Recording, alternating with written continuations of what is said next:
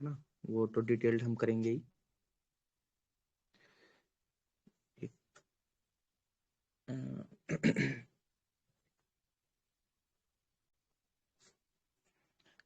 दिख रहा है? आई थिंक आपको ये स्क्रीन के नहीं दिख रहा होगा, और अपने लेवल पे भी खोल लीजिएगा, कोई दिक्कत नहीं है उसमें एज सच, है ना।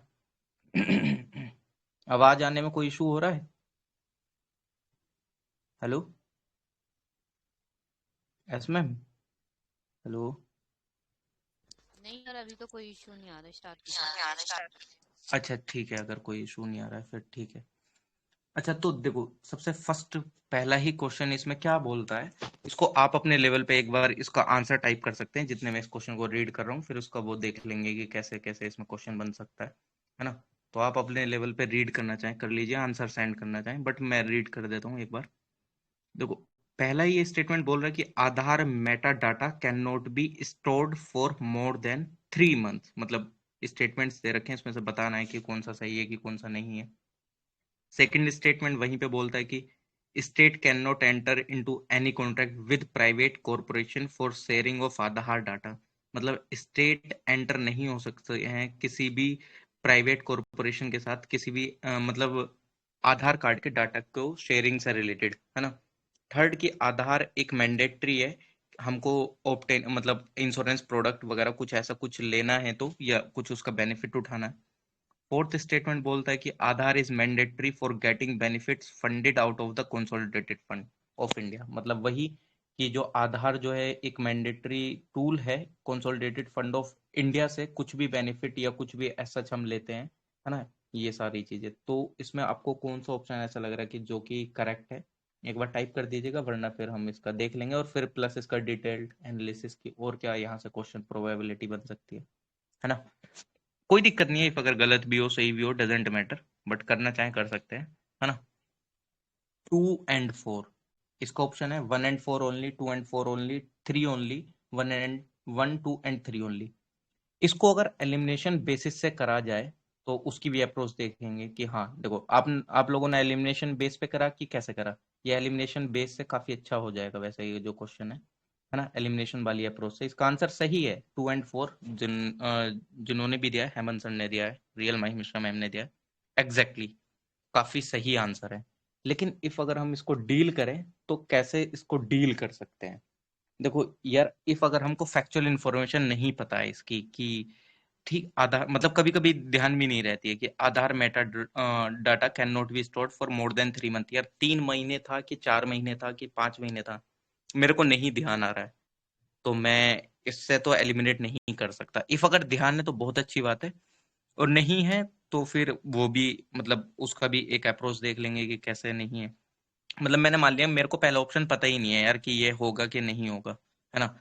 लेकिन जैसे ही मैं सेकंड ऑप्शन पे आता हूँ, सेकंड ऑप्शन डायरेक्टली बोल दे रहा है कि स्टेट एंटर नहीं हो सकती किसी भी प्राइवेट कॉरपोरेशन के साथ किसी भी कॉन्ट्रैक्ट में शेयरिंग ऑफ डाटा। मतलब जो आधार डाटा है उससे रिलेटेड कुछ भी शेयरिंग नहीं कर सकती।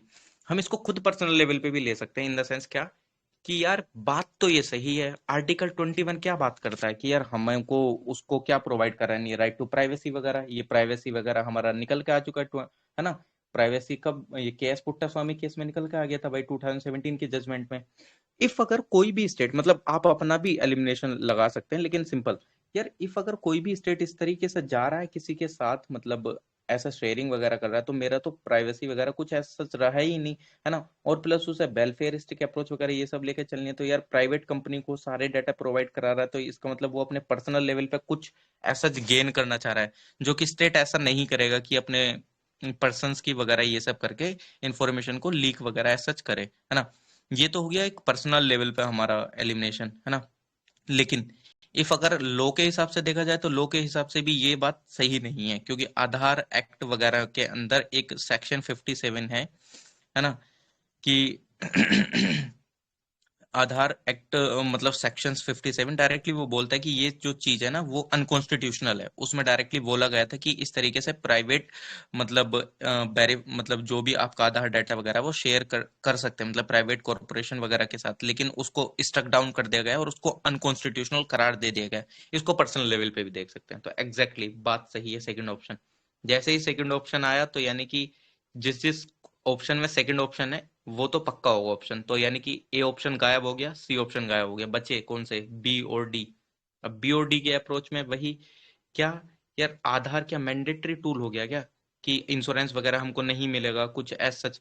ऐसा तो नहीं है यार, इंश्योरेंस वगैरह की ये सब सारी चीजें नहीं मिलते हैं, या मतलब एक तरीके से ये उसमें भी बोला गया था क्या, एक IRDAI ने अपनी गाइडेंस इशू करी थी, एडवाइजरी वगैरह, है ना, तो उसमें तो ऐसा कुछ था भी नहीं। और प्लस ये भी देख लो यार, मतलब जिसके पास आधार कार्ड नहीं है क्या वो इंश्योरेंस पॉलिसी नहीं ले सकता है क्या, क्या उसको अपने जीवन को सिक्योर करने के लिए कुछ वो ऐसा टूल है क्या, कि मतलब आधार कार्ड लेगा तभी वो अपने जीवन को मतलब एक तरीके से अब जीवन से रिलेटेड अपनी इंश्योरेंस वगैरह कराएगा, LIC वगैरह।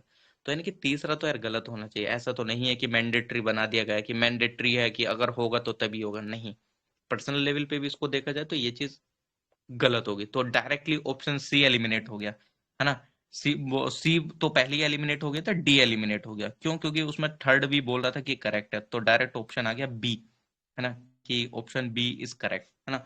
तो इस लेवल पे भी आप अपना अप्रोच लगा सकते हैं, लेकिन क्वेश्चन आता है अब यहाँ पे क्या, कि अब इससे क्या क्या क्वेश्चंस बन सकते हैं, तो इफ अगर कोई और इन स्टेटमेंट्स का यूज करके कोई क्वेश्चन बना सकता है तो बना दे प्लीज।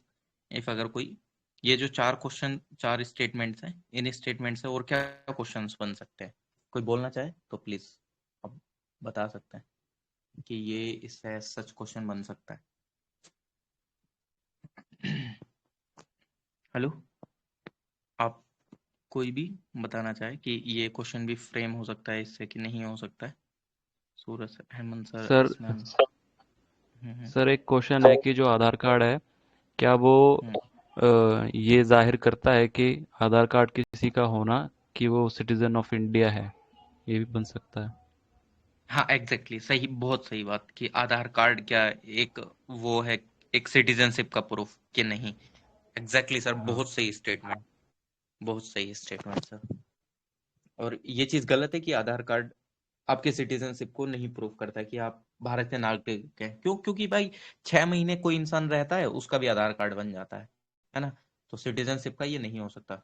एक क्वेश्चन और क्या बन सकता है, ये कंसोलिडेटेड फंड ऑफ इंडिया कौन, सबसे पहली बात ये कि कंसोलिडेटेड फंड ऑफ इंडिया कौन से आर्टिकल में आता है ना, ये भी पता होना चाहिए कि कंसोलिडेटेड फंड ऑफ इंडिया जो है किस आर्टिकल में आता है। इफ अगर टाइप करना चाहें तो टाइप कर सकते हैं, है ना, कि किस आर्टिकल में ये आता होगा।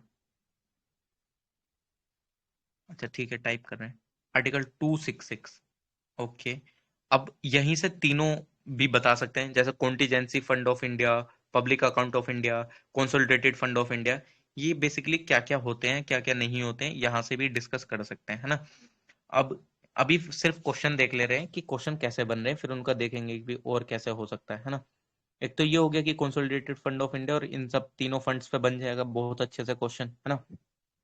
अब और क्या बन सकता है इसमें कि यार, मतलब ये जो इंश्योरेंस प्रोडक्ट उसने बोला, इंश्योरेंस को हेड कौन करता है, मतलब जस्ट लाइक जैसे मैंने IRDAI बोला, तो IRDAI इंश्योरेंस वाली एक बॉडी है ना।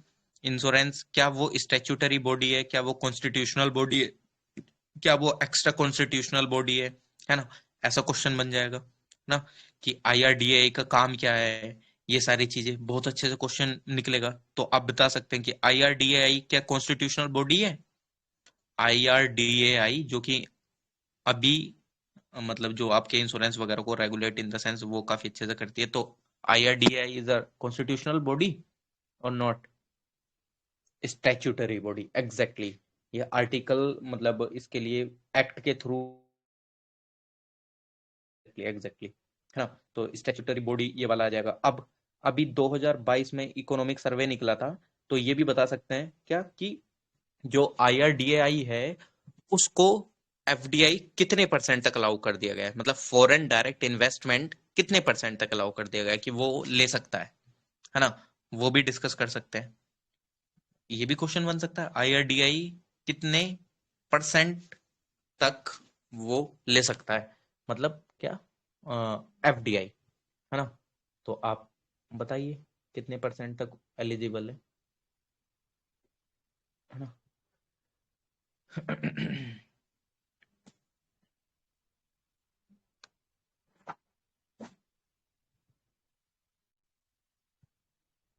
अच्छा ठीक है, 74 एग्जैक्टली, 74 ये मैम ने लिखा है ये 74। ओके मैम, बहुत बहुत अच्छा, है ना। यहाँ से ये क्वेश्चन बन गया, है ना। और प्लस ये वाला कि यार जब आधार मेटा डाटा स्टोर नहीं करा जा सकता 3 महीने तक, तो ये 3 महीने वाला गलत कैसे हुआ, यहाँ पे कैसे गलत हो गया ये, है ना। ये वाली चीज आ जाएगी कि ये गलत कैसे हो गया। तो ये बताइए कितने महीने तक का क्या क्या है इस स्टेटमेंट में जो कि ये गलत हुआ, Aadhaar meta data can not be stored for more than 3 month, ये स्टेटमेंट क्यों गलत हुआ।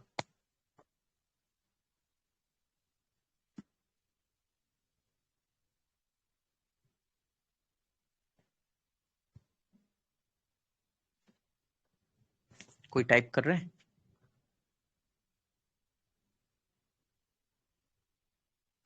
हाँ, exactly not 3 month, it's 6 month, 6 month. बहुत सही, बहुत सही सर, बहुत तगड़े, है ना। तो इससे ये वाली प्रोबेबिलिटी बहुत अच्छे से बन जाएगी। और ये कंसोलिडेटेड फंड, ये जो, हाँ यहाँ पे एक और क्वेश्चन बन सकता है, जैसे मैंने एफडीआई का बात करा ना, एफडीआई कितने परसेंट ये सब। अब ये बताइए ये जो रेमिटेंसेस वगैरह बाहर से जो आते हैं, क्योंकि इसमें कंसोलिडेटेड फंड ऑफ इंडिया की बात करी गई है, तो जो बाहर से रेमिटेंसेस आते हैं वो कौन से फंड के अंदर हमारे आते हैं, मतलब कौन से फंड के अंदर उनको रखा जाता है, consolidated fund of India, contingency fund of India, public account of India, किसके अंदर आते हैं ये। आर्टिकल 266 वाला जो संचित निधि है ना, उसमें आया वो। हाँ, आप टाइप कर सकते हैं, नहीं सही है अब।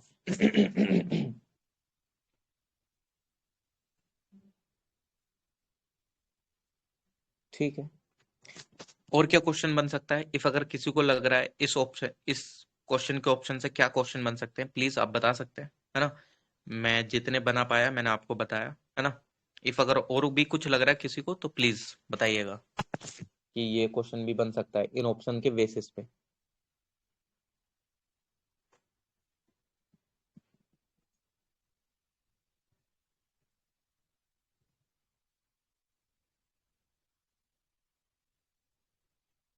ना, ठीक है, कोई दिक्कत नहीं है। कंसोलिडेटेड फंड ऑफ इंडिया से ना बन के सही थोड़ा बैक चले जाते हैं। ये बताइए मनी बिल और फाइनेंशियल बिल, ये फैक्चुअल इन द सेंस कभी कभी आ जाए जैसे आर्टिकल से रिलेटेड, तो मनी बिल कौन से आर्टिकल में आता है और फाइनेंशियल बिल कौन से आर्टिकल में आता है, ये टाइप कर सकते हैं, है ना।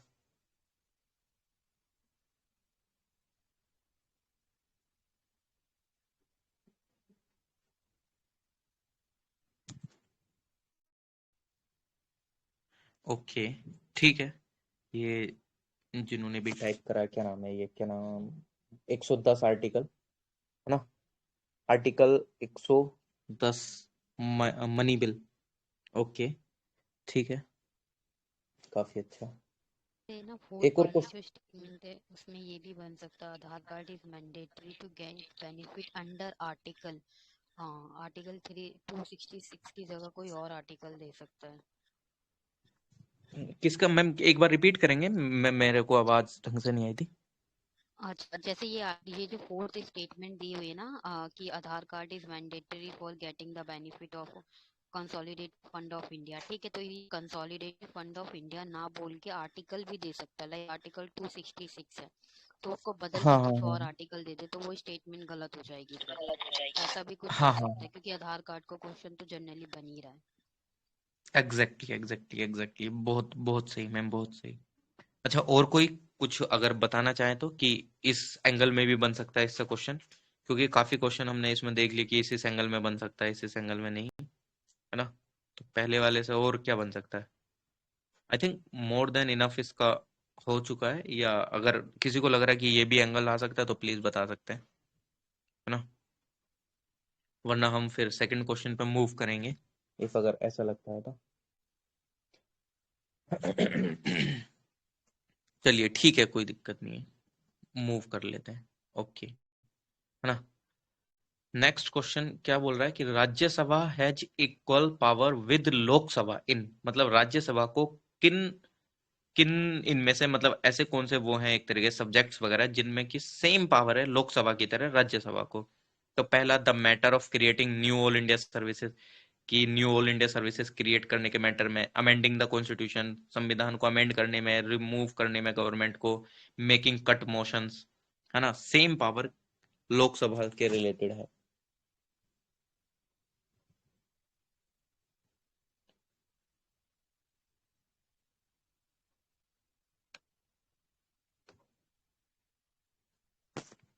Exactly B, amending the constitution, article 368 में आता है ना, 368 में आता है ना। तो वो लोकसभा और राज्यसभा को पूरा वो होता है ना कि वो पूरा एकदम पूरा ऐसा भी होता है ना कि जस्ट लाइक कि आपका वो उसके पास भी जाता है। लेकिन हाँ चलो उससे पहले एक चीज बता देते हैं, एक चीज डिस्कस कर लेते हैं कि ये तो आपको बेसिकली फैक्चुअल चीज थी, आपको पता ही होगा क्योंकि सिंपल क्वेश्चन था, डायरेक्ट डायरेक्ट देख रहे हो, एकदम डायरेक्ट डायरेक्ट क्वेश्चन भी आ जाते हैं। बट हमारा मकसद है कि हम इनसे रिलेटेड डिस्कस करें जो ये ऑप्शन है।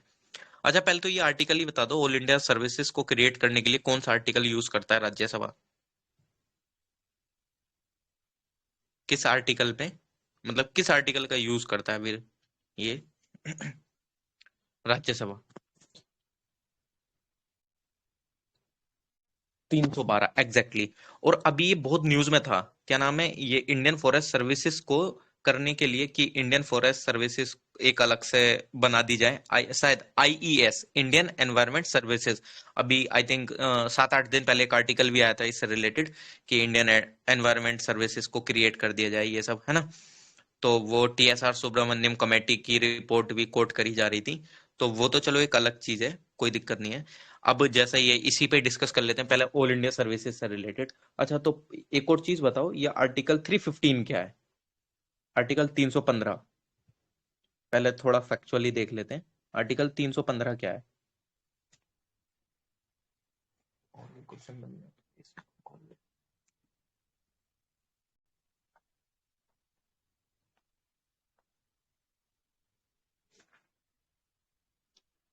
Article 315 exactly, public service commission for the union and for the state. ये सर ने यूपीएससी वगैरह ये सब है ना, कि स्टेट के लिए और यूनियन के लिए पब्लिक सर्विस कमीशन। अच्छा ठीक है, बहुत सही बहुत सही, है ना। अब और क्या क्वेश्चन इसमें बन जाएगा ऑल इंडिया सर्विसेज से रिलेटेड? एक तो पहली बात तो यार आपको ये आर्टिकल्स पता होने चाहिए पब्लिक सर्विसेज से रिलेटेड।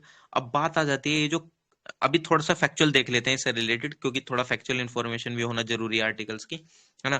तो ये जो कैट है, ये क्या नाम है, ये बनता है ना सेंट्रल एडमिनिस्ट्रेटिव ट्राइब्यूनल, है ना।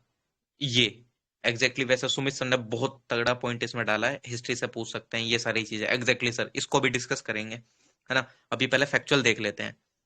ये ये जो कैट है ना, ये सिविल एस्पिरेंट मतलब सिविल से रिलेटेड एडमिनिस्ट्रेटिव ट्राइब्यूनल जो है ये किस आर्टिकल में आता है, किस आर्टिकल के अंदर सेंट्रल एडमिनिस्ट्रेटिव ट्राइब्यूनल जो है ये किस आर्टिकल में बेसिकली?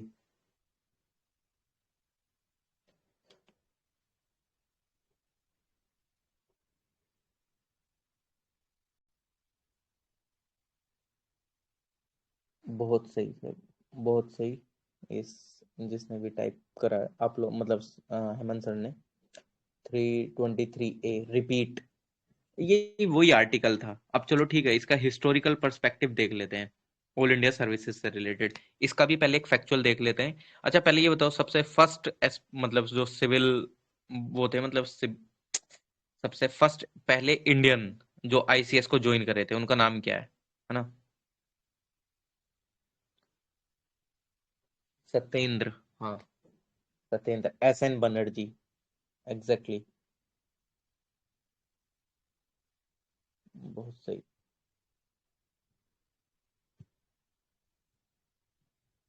ये सही बोल रहे हैं सर, पोस्ट 1928। अच्छा अब थोड़ा सा और फैक्चुअल पे आ जाते हैं, किस चार्टर एक्ट के अंदर ओपन कंपटीशन इंट्रोड्यूस कर दिया गया था सिविल सर्विसेज के लिए? किस चार्टर एक्ट के अंदर ओपन कर दिया गया था सिविल सर्विसेज को सबके लिए?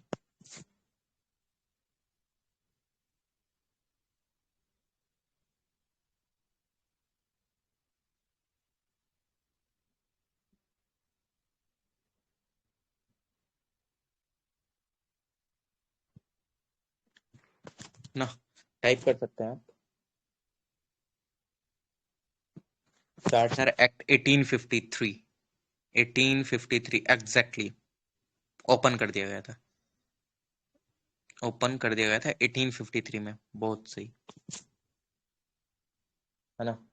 अब और इससे रिलेटेड क्या हो सकता है, चार्टर एक्ट में ये बेसिकली बन गया था। अब चार्टर एक्ट पे आ गए हैं तो थोड़ा सा चार्टर एक्ट के बारे में भी जान सकते हैं कि चार्टर एक्ट 1853 ने लेजिस्लेटिव और एग्जीक्यूटिव फंक्शंस को सेपरेट कर दिया था। गवर्नर जनरल की जो काउंसिल थी, मतलब एक सेपरेशन ऑफ पावर का कंसेप्ट निकल के आ गया था यहाँ पे, है ना। और मतलब गवर्नर को ये पावर दे दी गई थी कि वो वीटो कर सकता है विल को काफी अच्छे से, है ना। तो ये आपको भी काफी अच्छे से पता होंगे, बट एक दो पॉइंट जो कि जरूरी थे, है ना। तो ओपन कर दिया गया था कंपटीशन के लिए, ये बहुत सही। अच्छा, अभी मैं ये बोलूंगा कि इस फर्स्ट पॉइंट पे इफ अगर कोई बनाना चाहे क्वेश्चन, प्लीज बना सकते हैं। फिर एक दो क्वेश्चन और मैं बनाने की कोशिश करता हूँ। सुमित सर, हेमंत सर, जो भी आप लोग बनाना चाहें इस पे, कि इस स्टेटमेंट से ये भी बन सकता है। Sumit sir, Hemant sir, S ma'am, happiest real my Mishra ma'am, Janki ma'am, आपको क्या लगता है कि पहले स्टेटमेंट से ये भी क्वेश्चन बन सकता है? प्लीज।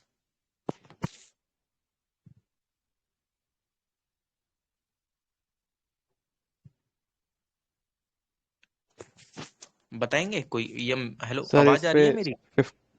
1853 वाले पे वही है सर, वो रेल स्टार्ट हुआ और वो पोस्टल वगैरह वो सब क्वेश्चन। 1853 का पूरा चार्टर एक्ट, और फिर वो उस टाइम पे डलहौजी के टाइम पे वो जो अ, उनकी पॉलिसी थी ना कि डॉक्ट्रिन ऑफ लैप्स, उस पे क्वेश्चन बन सकते हैं। बहुत सही सर, बहुत सही। डॉक्ट्रिन ऑफ लैप्स पे बहुत अच्छे से क्वेश्चन बन जाएगा, है ना। सही सर। वो फिर हिस्टोरिकल पर्सपेक्टिव हो जाएगा। सही है सर, बहुत सही। डॉक्ट्रिन ऑफ लैप्स से बन जाएगा, है ना। सर ने बहुत सही बताया। और चलो ठीक है, इस पे अगर किसी को लगता है तो प्लीज बता सकते हैं कि इस वाले उससे ये क्वेश्चन भी और बन सकते हैं, ये एंगल में, है ना। मीन्स क्या पॉलिटिक्स से स्टेटमेंट रिलेटेड। बने, स्टेटमेंट बन सकती है कि इक्वल पावर लोकसभा और राज्यसभा की कहानी। यहाँ तो सिर्फ ये बता रखा है, दो तीन स्टेटमेंट के द्वारा दी जा सकती है ताकि उसमें एलिमिनेट करना पड़े। ठीक है, जैसे अमेंडिंग द कॉन्स्टिट्यूशन हो गया, अदर दे के मर्ज के ओनली वन सही है, ओनली वन टू सही है, इस टाइप का भी हो सकता है। हाँ मैम, हाँ मैम, वो हाँ, ऐसे वो इनको स्टेटमेंट। और वो क्वेश्चन था ना भी 1853 वाला, 1853 नहीं है, वो होना चाहिए 1855, 55-56 होना चाहिए। वो जो मतलब था ना मैं समझा ओपन नहीं। हुआ था आईसीएस सबके लिए। The ICS was started in 1855 and the first batch joined in 1856. In the first exam for the ICS held in London 1855, not a single Indian. इसके बाद आगे जा करके ना 1855-56 तक तो इंडियन थे ही नहीं। ठीक है, तो और आगे नहीं होगा सही। वो। हाँ हाँ, नहीं नहीं, वो इंट्रोड्यूस कर दिया गया था ओपन, मैंने ये, हाँ सही बोल रहे हैं आप, एग्जैक्टली 1853 में ओपन कर दिया गया था, बट सबसे फर्स्ट इंडियन वहां पे नहीं एकदम से वो रिक्रूट हुए थे। सही पॉइंट बोला आपने। तो आगे है। 1853 के चार्टर एक्ट में ओपन कर दिया गया था, सिंपल। रिक्रूट तो 63-64 में आया था ना, सत्येंद्र नाथ फर्स्ट। हाँ हाँ, सत्येंद्र नाथ बनर्जी वो जो थे वो। बंगाल के आसपास एक नील दर्पण वगैरह वो जो हुआ था, तो उसके बाद जो ही तो आया था सिविल सर्वेंट फर्स्ट इंडियन। हाँ हाँ हाँ हाँ, इंडियन आईसीएस। 1855 में कर्जन होना चाहिए ना। नहीं नहीं, कर्जन कहाँ से आएगा, कर्जन तो। डलहौजी नहीं सर, नहीं, कर्जन नहीं आएगा, ये रिपन नहीं है, डलहौजी होना चाहिए यहाँ पर। डलहौजी। हम्म। डलहौजी, डलहौजी। अच्छा ठीक है, बहुत सही। और इसमें सेकंड स्टेटमेंट पे आ जाते हैं, क्योंकि ये क्वेश्चन और भी खिंच सकता है, खिंचना चाहे तो, क्योंकि जितना हम प्रीलिम्स का एनालिसिस करेंगे उतना बहुत ज्यादा सही है ना। अमेंडिंग द कॉन्स्टिट्यूशन, सबसे पहली बात तो ये आर्टिकल ही पता होना चाहिए कि आर्टिकल 368 के अंदर होता है। अब सिंपल बात ये आ जाती है, यहाँ पे एक क्वेश्चन ये भी फ्रेम हो सकता है थोड़ा सा अलग होके, जॉइंट सेशन किस किस केस में होता है, और जॉइंट सेशन अभी तक कितने हुए हैं, और कौन कौन से बिल में, ये आप बता सकते हैं?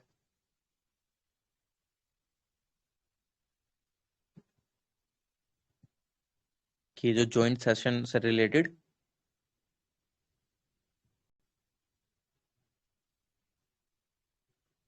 है ना।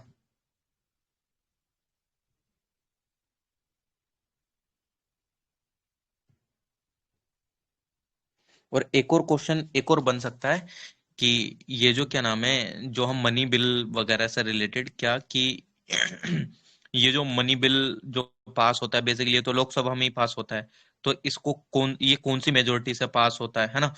और मनी बिल के लिए क्या जॉइंट सेशन का कोई प्रोविजन है कि नहीं है ना, तो ये वाली चीजें भी आप बता सकते हैं।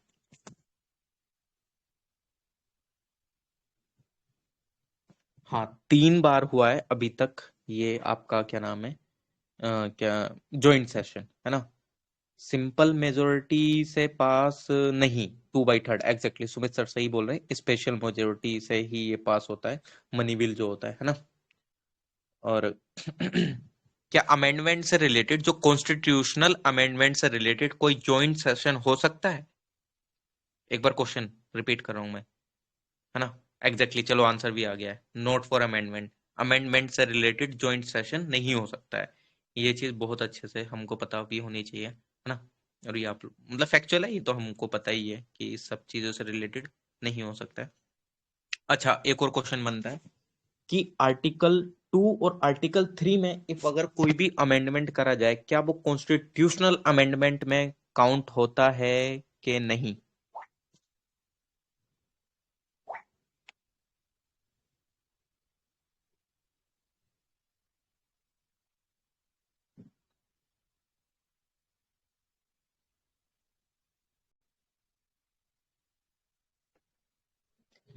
आर्टिकल 2 और आर्टिकल 3 में बताइएगा।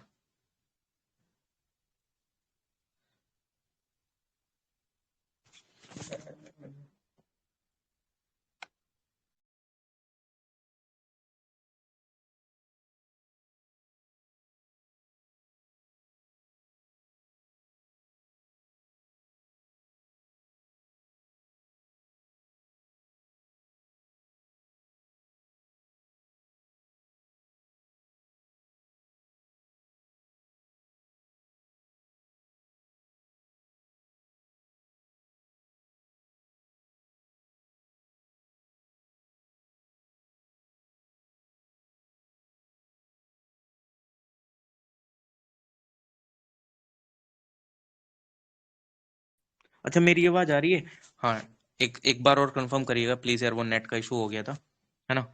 तो मैं ये बोल रहा था कि आर्टिकल 2 और आर्टिकल 3 का कोई भी अमेंडमेंट 368 के अंदर कॉन्स्टिट्यूशनल अमेंडमेंट काउंट नहीं होता है। एक तो ये क्वेश्चन बन जाएगा है ना, अमेंडिंग द कॉन्स्टिट्यूशन से रिलेटेड। इफ अगर और कोई क्वेश्चन बन सकता है इस पॉइंट से तो आप बता सकते हैं, वरना आई थिंक कवर हो चुका है कि इस पॉइंट से ये हो सकता है ना। तो बता सकते हैं। S ma'am, Sumit sir, Hemant sir, मंजिल मैम, आप लोग की इससे ये भी बन सकता है। सुमित सर कुछ बनेगा इस वाले से, अमेंडिंग द कॉन्स्टिट्यूशन से जितने हमने डिस्कस करे इतना? बहुत सारा क्वेश्चन बनेगा अभी। हाँ बताइए सर, आपके हिसाब से क्या बनेगा अभी? और कौन सा क्वेश्चन था? 368 का था क्वेश्चन है यहाँ पे अभी? नहीं ऑप्शन ऑप्शन ऑप्शन से बना रहे हैं ना हम क्वेश्चन, सेकंड अच्छा क्वेश्चन का ऑप्शन बी। से बना रहे 368 से बना रहे हैं ना। हाँ तो 368 में क्या पूछ सकता है? सबसे इम्पोर्टेंट तो वो संशोधन पूछेगा कि अमेंडमेंट कौन से हो सकते हैं, पहला क्वेश्चन इधर से आएगा। ठीक है, 368 में और डिटेलिंग में क्या हो सकता है? एक तो सर ये अमेंडमेंट ही बेसिक दिख रहा है स्ट्रक्चर मुझे वाला अभी। काउंट कर सकते हैं हाँ बेसिक स्ट्रक्चर एक है, हाँ बेसिक स्ट्रक्चर हम्म, इसको काउंट कर सकते हैं इसमें।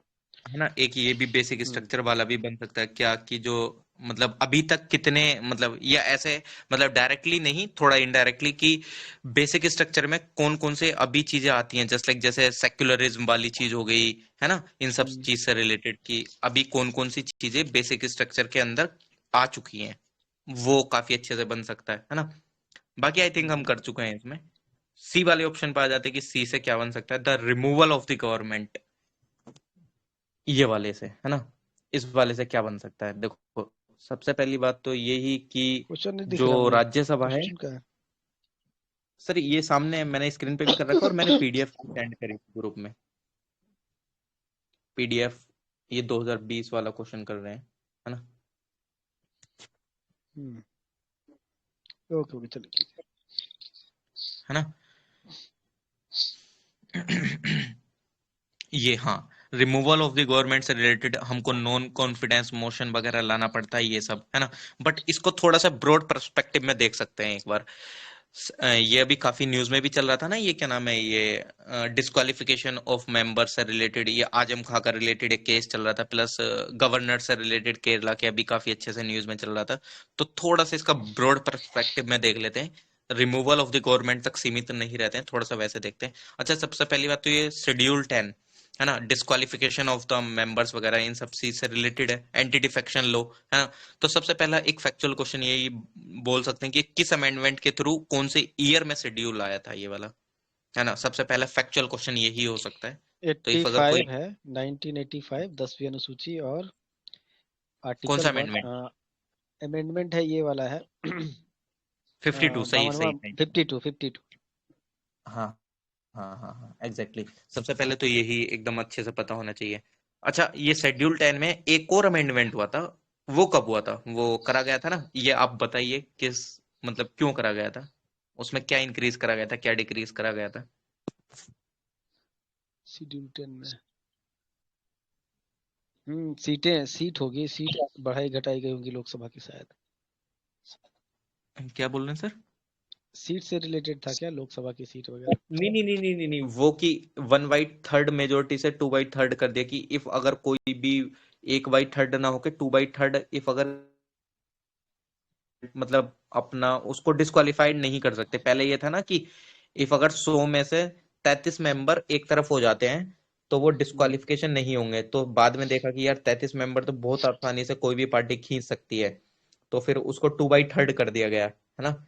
तो क्योंकि यार बहुत अनस्टेबिलिटी हो रही थी, तो ये क्या नाम है, 2003 में अमेंडमेंट हुआ था ना, 90 कुछ समथिंग था यार, मेरे भी ध्यान से उतर गया अभी, 92 90 क्या था, सॉरी किसी को ध्यान है तो प्लीज बताना, मेरे भी ध्यान से उतर आया अभी जस्ट अभी अभी, है ना। तो ये वाले क्वेश्चन इससे बन सकता है, एंटी डिफेक्शन लॉ वगैरह से रिलेटेड, है ना, बहुत अच्छे से।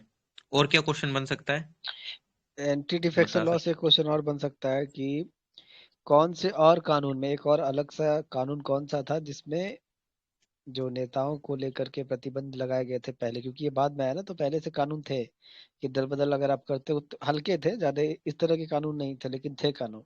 1952 का आरपीए था, रिपब्लिक रिपब्लिक क्या था वो, representation of people's act, RPA 1951, sorry 52, hmm उसमें है कानून। ठीक है, तो ये क्वेश्चन पूछ सकता है मिला करके कि किसमें पहले से प्रावधान ऐसे थे, शायद ये क्वेश्चन पूछा भी गया है। हम्म ठीक है। हाँ हाँ, ये पूछा गया है 2017 या 18 के अंदर। मतलब डायरेक्टली ऐसे तो नहीं था, बट हाँ आरपीए से रिलेटेड एक क्वेश्चन था, आप सही बोल रहे हैं, है ना। चलिए कोई नहीं, मेकिंग कट मोशन से रिलेटेड आ जाते हैं। सबसे पहले तो ये तीनों मोशन पता होने चाहिए, टोकन कट मोशन, है ना, ये इस तरीके का। तो पहले आप बताइए कट मोशन क्या होता है, कोई कट अगर मोशन, बताना चाहे तो। इसमें देखो सर, देखो मोशन जो है ना, 1 रुपया अगर देते हैं ना किसी को, तो वो 1 रुपया, मतलब 1 रुपया देने का मतलब होता है कि आप सिंबॉलिक दे रहे हैं। ठीक है, मतलब उसको एक शब्द वहां पे यूज करते हैं। हाँ, सिंबॉलिक ही तो होता है, चिन्ह चिन्ह हम्म का, चिन्ह के स्वरूप में उसको देते हैं 1 रुपये का। वो क्यों देते हैं, क्योंकि अगर कोई, मतलब टोकन होता है, टोकन होता है, सिंबॉलिक होता है, वो दिखाते हैं कि आपको बढ़ाना है इसमें। ठीक है, कुछ इसमें चेंजेस लाने हैं, इसलिए उसको दिए जाते हैं। 3 टाइप के मोशन होते हैं, और दो याद नहीं आ हम्म रहे हैं अभी उसमें, हाँ हाँ, और तो पॉलिसी याद आ कट जाएंगे मोशन, कुछ। इकोनॉमिक, हम्म इकोनॉमिक कट मोशन, एक टोकन कट मोशन। पॉलिसी हाँ। कट मोशन में 1 रुपए से डिमांड को रिड्यूस करा जाता है। कट हम्म मोशन में किसी एक स्पेसिफाइड अमाउंट से डिमांड को रिड्यूस करा जाता है, और टोकन कट मोशन में डिमांड को रिड्यूस करा जाता है 100 रुपए से, है ना। हम्म। और ये बेसिकली इतना डिटेल्ड में आई थिंक अभी मैं समझता नहीं कि इसके डिटेल में जाने की जरूरत है, क्योंकि आप लोगों को पता ही होगा, policy cut motion, economic cut motion, token cut motion, मतलब बेसिकली किसी स्कीम के फेवर में है या डिसफेवर में उस चीज को हम्म। जताया जाता है। जैसे इफ अगर सौ जताया रुपए से जाता डिमांड है, को हाँ, पार्लियामेंट सौ में रुपए से बैठे डिमांड लोग को रिड्यूस जताते कर हैं। दिया, हाँ 100 रुपए से डिमांड को रिड्यूस कर दिया, मतलब वही कि इसमें वो चाह रहे हैं कि थोड़ा सा इसके जो मतलब पैसे को रिड्यूस करा जाए इस स्कीम के।